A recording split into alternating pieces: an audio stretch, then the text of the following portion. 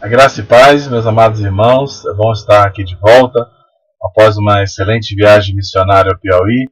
Estamos voltando a gravar os nossos vídeos e nós queremos agora estar falando sobre a importância de entender o que nós vamos falar no evangelismo pessoal. Precisamos entender a condição real do pecador, a sua necessidade. Então vamos procurar nos próximos vídeos estar respondendo algumas perguntas como qual é o objetivo da evangelização, para que nós evangelizamos, qual deve ser o resultado final do nosso trabalho, do nosso esforço evangelístico.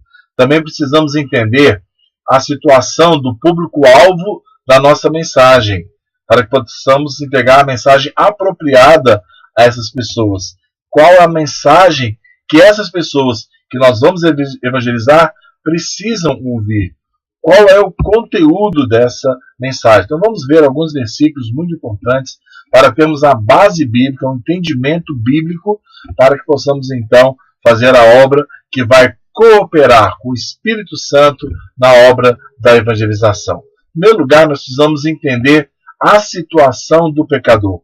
Eu falo pecador, aquela pessoa que é o pecador ainda não arrependido, aquele pecador que ainda ama o pecado e ainda está na prática do pecado e não se voltou em arrependimento e fé para o nosso Senhor Jesus. Então você pode me acompanhar a leitura de Efésios 2, versículos de 1 a 3, onde Paulo nos esclarece a situação do pecador. Ele diz assim: vocês estavam mortos.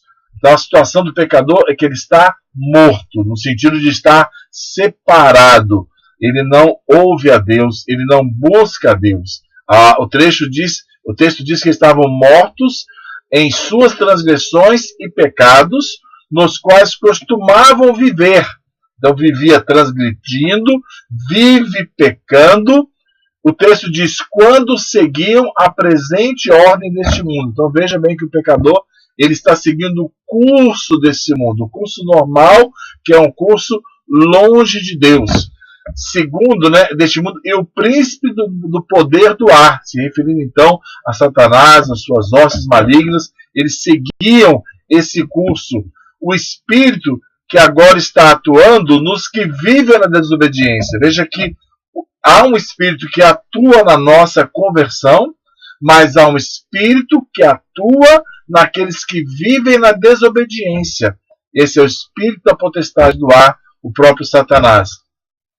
E o texto continua dizendo, anteriormente, todos nós também vivíamos entre eles. Então, essa situação universal do pecador não arrependido. Antes da conversão, ele está nessa situação.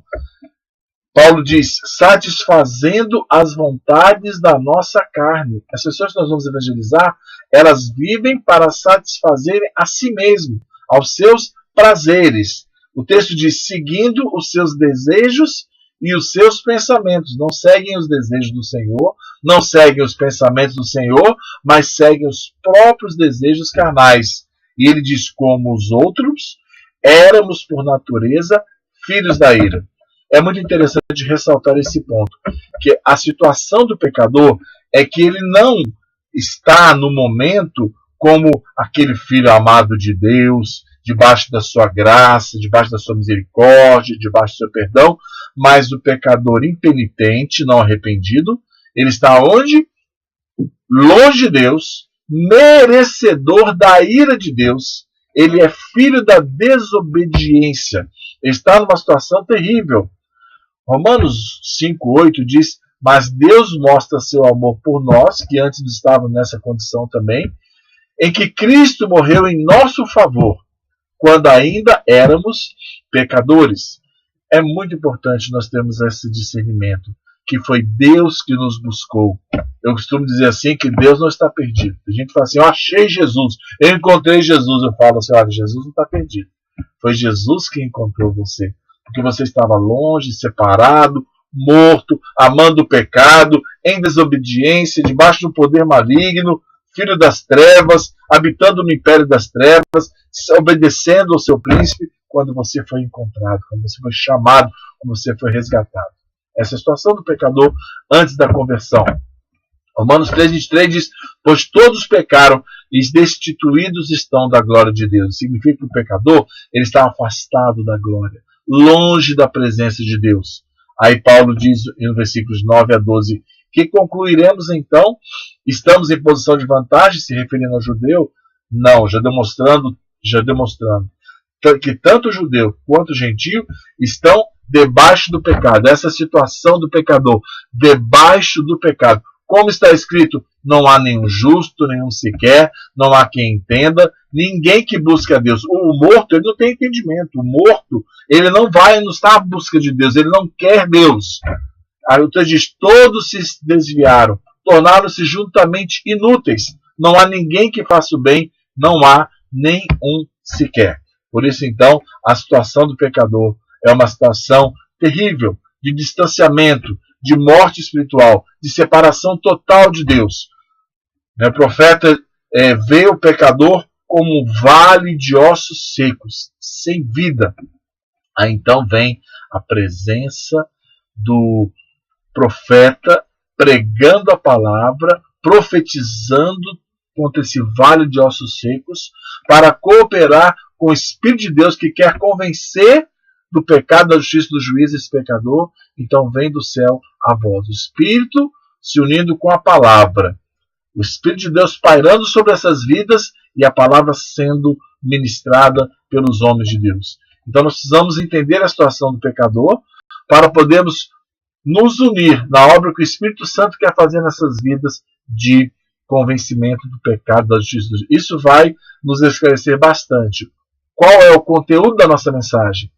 Qual é o objetivo da nossa mensagem? É que esse pecador saia desse estado de morte e entre agora no estado de vida, seja transportado do império das trevas para o reino do Filho do seu amor.